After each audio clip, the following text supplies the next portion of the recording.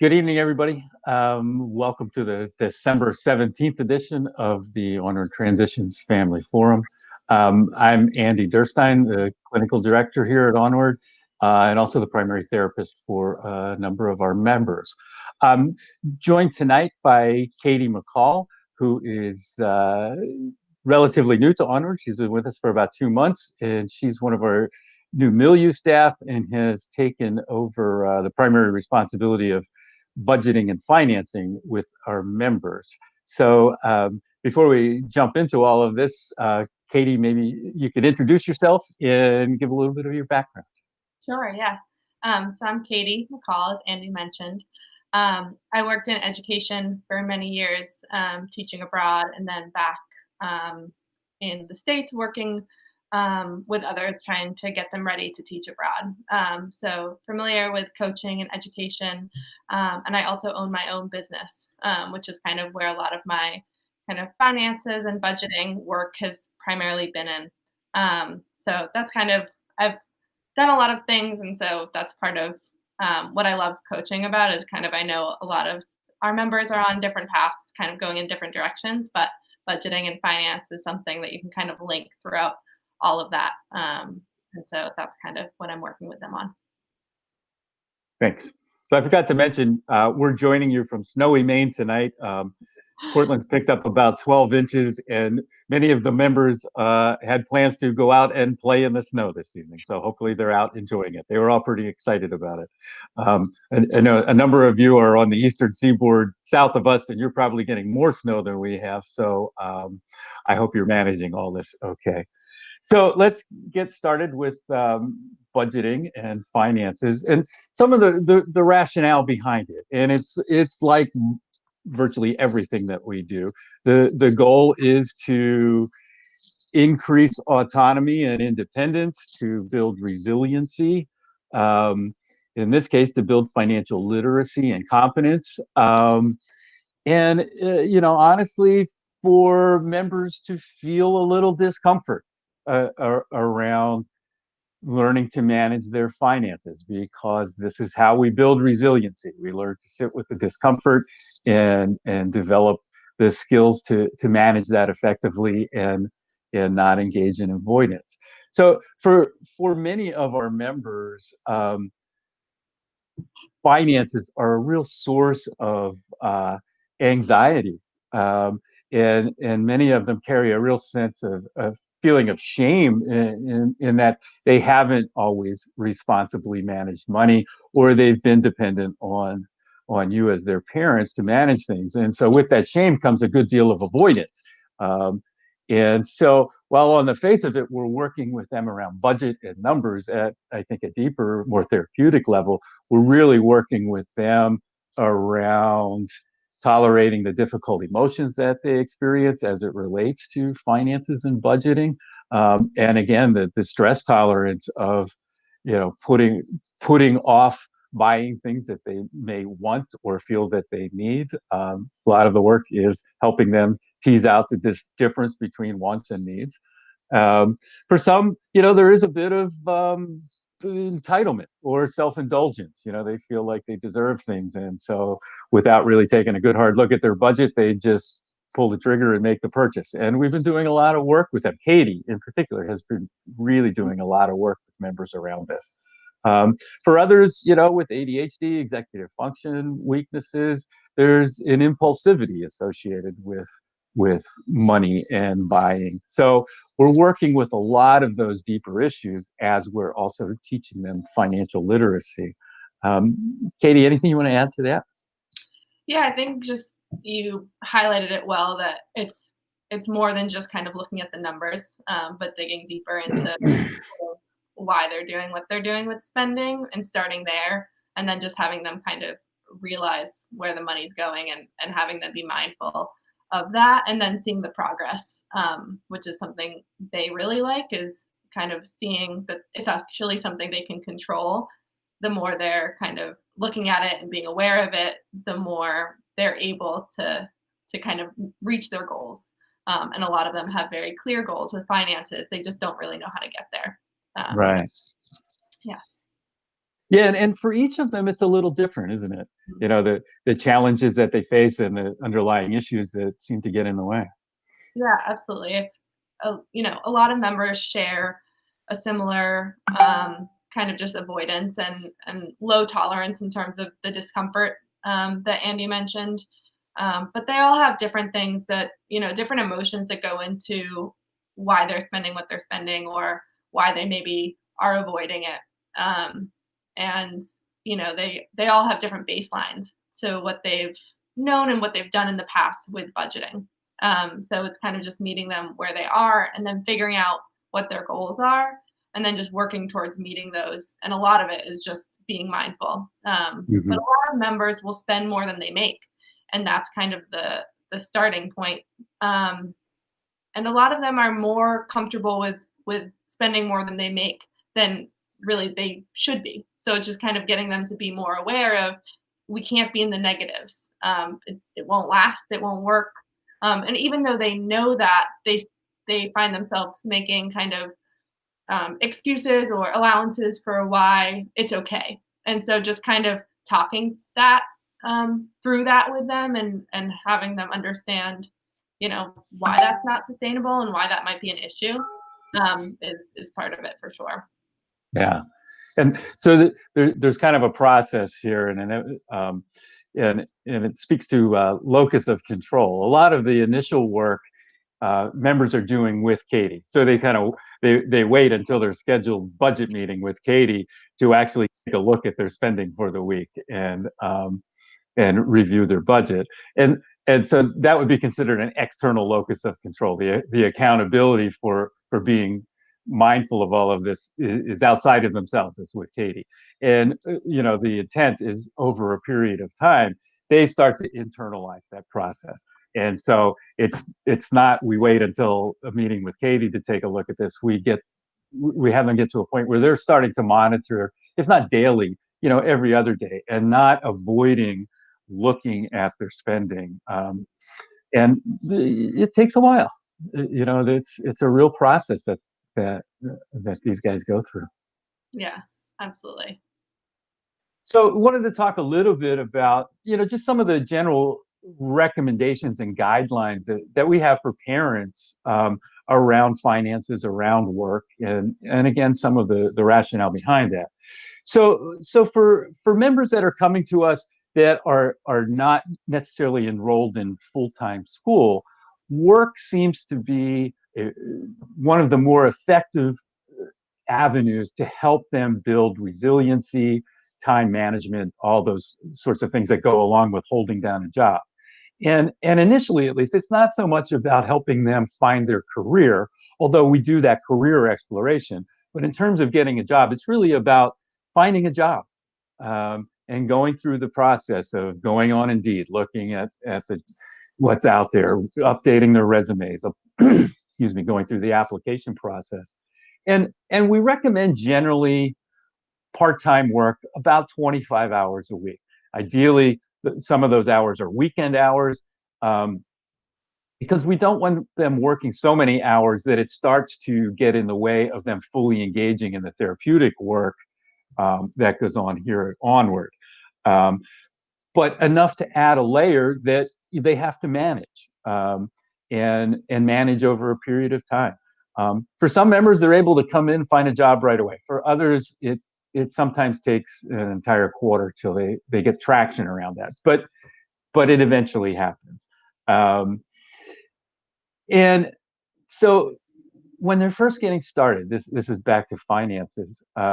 We generally recommend that parents budget about $50 a week to the members so that they have some of that extra spending money, to be looking at getting supplies for their apartments, some food, although, we provide them with a food budget as well. And then once they start working and earning their own income, the the $50 a week is taken away and replaced by their own earnings. And and the philosophy there with them working is not that mom and dad pay for all the essentials, and so any money I make working is sort of for my own fund money or for my own discretionary spending. We want them to be budgeting and contributing in a meaningful way to the overall budget, and helping out with their time here in Portland. So, and that's different for every member, and a lot of that work is in coordination with the primary therapist and with Katy, and it may be starting off paying their utilities or paying their internet bill. It might include paying, 20% of their rent to start, and then incrementally increasing that as they move through the program and start to master the finances. But that's very much a collaborative effort on the part of parents and staff here to come up with not just the dollar amounts, but also the mechanism for how this gets done. Some folks set up Venmo accounts, and it's the responsibility of the individual members to let parents know it's time to pay the rent, so that, again, parents aren't taking on all these responsibilities. We want the members to be taking on more and more of that. We suggest that they don't have free access to a credit card, because that undermines these efforts of them really having to work and budget and save up for things. And some of them are already pretty good at that. I don't want to make it sound like none of them have any skills or literacy in this area, but it's a challenge for many of them. So, Katy, anything there you want to add? Yeah, I think the kind of figuring out what makes sense in terms of how much the members are really responsible for definitely can be tough to figure out. And I think a lot of the members will kind of say, I don't have enough to really pay for this, or I don't feel comfortable with this new kind of expense, or these new utilities, or this is kind of more. And they're not trying to make excuses, but a lot of the time they do have that room to pay, 20%, or the utilities, they just don't want to take that on because in their mind they have so much else going on, which is valid, but it also, being a responsible adult and gradually increasing kind of that autonomy, that financial aspect is really important. So, I'll work with them, asking them, well, let's look at your budget and how much things really cost. It looks like that money is there. So, kind of, what are the emotions behind really not feeling comfortable paying for that? And normally it's just that they haven't before. And so it just kind of adds that level of discomfort. So, standing your ground, but also not asking them for everything right off the bat, because they are putting in a lot of work, at the program, and things do cost money. So it's kind of finding that balance where it's uncomfortable enough, but they can also kind of, enjoy life a little bit, if that makes sense. Right. Yeah. And really part of what we're doing is helping them develop a new relationship with money and with finances and with budget. Helping them work through the shame. It's surprising sometimes how much anxiety is generated just by asking a member to let's just open up your ledger and take a look at it. That it just can really get them spun up. And part of developing that new relationship is the self-talk that they have in relation to money. And Katy was alluding to this. So for some, it's like, well, I was only $20 over. I only spent $20 more than I earned this week. That's pretty good.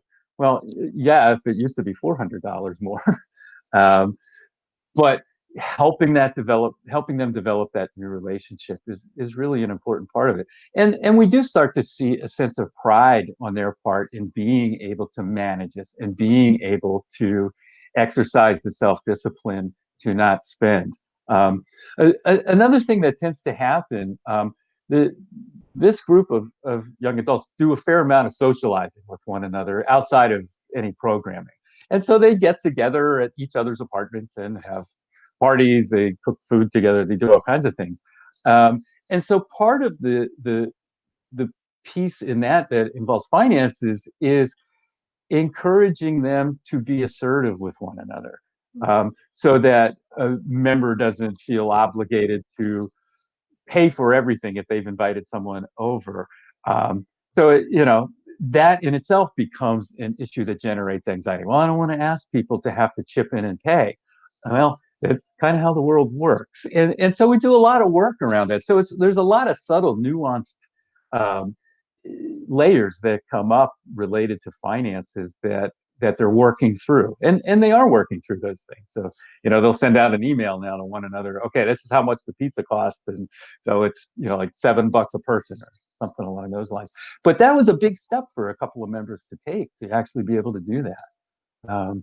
So again, that's part of becoming an adult and being able to be direct and assertive with one another. Um, we reference acceptance and commitment therapy a lot, and use of the matrix, and so we're able to tie in finances and budget with taking a look at the matrix and helping them understand the difficult thoughts and feelings that come up when they're moving towards their values of financial responsibility and autonomy. And for a lot of them, it is, I don't want to look, because if I look, it's not going to look good. Um, or I just can't handle money responsibly, so I don't even want to know. Or it just makes me anxious to think about having to send off this check to pay for the utilities. So that's that lower left quadrant of the matrix. And then so then they're able to identify, okay, so what are you doing to quiet down those difficult thoughts and feelings? And most often it's avoidance. They just don't look. And until somebody compels them. It used to be their parents would have to take that on that role, and that you don't want to be in that role anymore. So fortunately, we now have Katy taking on that role with them. And so as they kind of get an understanding of this and how this fits in therapeutically, and that their committed actions really are saving up for a new whatever, coffee table, bicycle, new earbuds, whatever, they recognize that that's consistent with their values, and they really do start to have an appreciation and a sense of accomplishment in moving in that direction. um, Katy, anything more there? Yeah, I mean, I think you framed it well. It's with finances, interestingly enough, those goals sometimes get lost in the shuffle, and um, if they're saving for something, it's very easy for them to kind of get off track and decide they don't really need that thing. They'd rather have this thing right now. Uh, Yeah. and I think that's a huge part of it, because we'll kind of look at it and say like, okay, where are we at with the goals that you had? And and normally we're not very close, especially early on when we're kind of just working towards this. And so then I asked like, well, what was the goal? What was the value there? Um, and are we meeting that? And they're able to recognize that they're not. It's just hard for them to really put those actions into place. But we do it weekly. Um, and so every week we're kind of taking a look at that and revisiting all of those things, and making sure they're not avoiding for longer than a week, and hopefully, um, you know, soon not avoiding it, without me included in that equation. But yeah, it's baby steps, and those small victories are really important for them to see that progress, um, Hmm. and be aware of that mindfulness, which is helpful in all aspects of life for sure. Yeah. And it's often not unusual for you know a member has avoided looking at the budget for a week because they're doing some of this worst case scenario thinking. Oh my God, I've overspent so much, and then they finally look at it and realize, oh, I did pretty well this week. So there's a corrective emotional experience built into all of this, Mhm. and exposures. Yeah, okay, and maybe I learned from this experience. I avoided this week and it wasn't so bad. Maybe next week it won't be so bad either. So again, this is us tying in the therapeutic aspects of finance and budgeting. So Katy, you have some screens you want to share with folks. Yeah, yeah. So I'll just kind of share. It usually takes a week or two for the members to get comfortable enough with me to show me their transactions. So that's kind of part of it. But when we do get to that phase, if it's something they want to do, which usually it's really helpful and kind of the way to make those steps towards their goals. We start off with just kind of a weekly spending tally. So we'll download the Mint app usually or log on to their online banking, And then, you can see all of that through the app, but I find it really helpful for them to take it and then write it again so that they're kind of going through each transaction and having a relationship with that to write it down themselves. So then we can kind of take a better look at it. So um, if we want to pull up the weekly spending, the weekly budget. Um, so perfect. So there's summaries and transactions. So the transaction is basically everything they spent that week. And the categories, we go through that and decide what their categories will be. So where are you spending money? Kind of what categories do we think will match what you spend? And then in the transaction page, we'll break it down and write down every transaction that they've had and categorize it. And that's usually we work on that together. And then we take a look at the summary. So that will break it down and show us where the money's going, and how much they spent that week, and show the starting balance and now the ending balance. The first week we do this, they're usually a little bit overwhelmed, pretty flustered, and they're usually spending a lot of money. If I meet with them the first kind of week, they'll say, "Yeah, I don't really spend money on that, or nope, not that. I'm pretty good." And then we take a look at it, and it doesn't really line up with what they kind of have in their mind in terms of how they're doing with their budgeting. So we talk about being mindful of it. I don't ask them to change their behaviors right away, but just thinking of, okay, we spent this much this week. You're probably not making that much. So how can we just kind of realize it as we go through the next week? So then we make a new tab for the following week, and we do that usually for a couple weeks so we can compare. It's just kind of a way for them to practice mindfulness and then sit down and kind of have some reflection with it, and not avoid it. So after we've done that for a few weeks, we can kind of take that data and figure out how much they're really spending, what they're spending on, and plan a monthly budget. So these weekly budgets are kind of after the fact, which I found is really helpful in the beginning because if you're just trying to make a plan right off the bat, they usually don't know where to start. But if we kind of have a few weeks under our belt, we feel comfortable with each other, they're starting to be more mindful and have more kind of autonomy over their budget, then we can plan out for the next month. So the monthly budget is basically the same thing as the weekly. It just we plan it out. So in the summary page, you can see planned, actual, and I think the difference between the two. So we'll kind of say we're looking at January, so we'll start writing out, what categories do we think we're going to spend on, and that's all set. And then we go into the transactions page, and we still meet weekly, and we just write down their transactions, and we can kind of see that adding up in the summary page, so we can kind of take a look and see where we're at, where we might need to pull back, and where we're doing well. One thing we really try and talk about is if you see you're under budget in one category, that doesn't mean you just get to add it to another. So the month that you planned, that's the month that we're doing. So if you're under budget in one category, that's just going to go towards savings, which is usually their goal. Savings, either just savings or saving for a specific item. So just making sure they're not kind of making excuses in their minds, like, I didn't go out to eat all this week, so I get to buy this new chair. Well, if that wasn't in your planned budget, it's not going to happen. And that's not me telling them that. That's let's talk about why we set this and what the goal is. I usually have an idea of where I'd like them to end up in their thinking process, but I try and let them kind of do that process and that work. So those are kind of the budgeting sheets that I've worked with members. I find that at first it's, like I said, very anxiety producing, something they're not always used to, and definitely not doing it weekly. The weekly aspect really helps in the beginning, just being more accountable. And then just looking at it more often, being more aware of what they're spending when they're spending it, and just continuing out with that kind of planning first and then mindful spending afterwards. Um, Andy, does that all sound right? Anything new? No, I think you covered that really well. And I mean, this piece that you're doing with them is really has had an impact on all of them because they really are taking it seriously and really feeling a sense of accomplishment as they move towards those goals. Yeah, and it is a battle.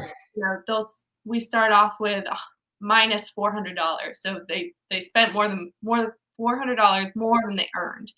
And so the next week, maybe it's 100, and the next week it's 20. And maybe by week 3, they're like, I did really well this week. And so there is a little bit of conversation like, you're definitely improving, but we're still in the negative. And so Mhm. there's a lot more work to do. So it's kind of finding that balance with celebrating those little steps, but also making sure that we get to that kind of final goal. So yeah, always a balance. Okay. So that I think about covers our presentation on budget and finances. Just a couple of final notes on a much lighter note. As we were doing our presentation, a number of members just posted some photos. They had gone to Rennie's and bought some plastic sleds, and they're on the Eastern Promenade sledding in the snowstorm and having a world of fun. So that made the budget a little bit, Katie, this week, but it's not a bad way to spend a Thursday evening. Yeah, it's a free activity once you've gotten the sled, so I'll That's right. So one get time, of approval. yeah. Yeah. So a couple other things. There are a number of archived parent forums that are available for everyone to see. And with the holiday coming up, and for some of our members coming home for the first time since they've come to Onward, uh, there's one particularly on transactional analysis, and this speaks to maintaining adult-adult relationships between parent and your emerging adult children. And this becomes particularly important when they come back home, where there is going to be a bit of natural regression on everybody's part, parents as well as your adult children. So pay attention to that. Talk things over, expectations, what the plans are for their time home so that everyone's clear ahead of time and everyone is working together to maintain that adult-adult relationship and not slip back into some of those old familiar patterns. We did a group with the members today on this topic, so they're kind of primed for it, and we're going to be virtual providing services over the holidays. We'll be closed, Christmas Day and the weekends. But so we'll be providing coaching opportunities as well as therapy sessions and the group therapy. And so we'll be referencing, are you maintaining an adult-adult relationship? And what kind of goals are you setting to do that? So it's an open topic. So, feel free to talk it over and get some perspective from your adult children on this topic. There was one other thing I wanted to share. Excuse me one second. Oh, again, we will be remote from December 23rd until January 11th, but providing full services online during the time that members are visiting home. There are a few staying in Portland, but most are going home. And then through the period when they return back to Portland. And staying remote gives us the opportunity for members to quarantine if they need to for a period of time, get their COVID tests, and then we'll rejoin face-to-face as a community after January 11th. So that about covers it for tonight. Thank you all for joining us tonight, and we all hope that you have a peaceful and enjoyable holiday. And we'll see you again in January. So thanks and good evening.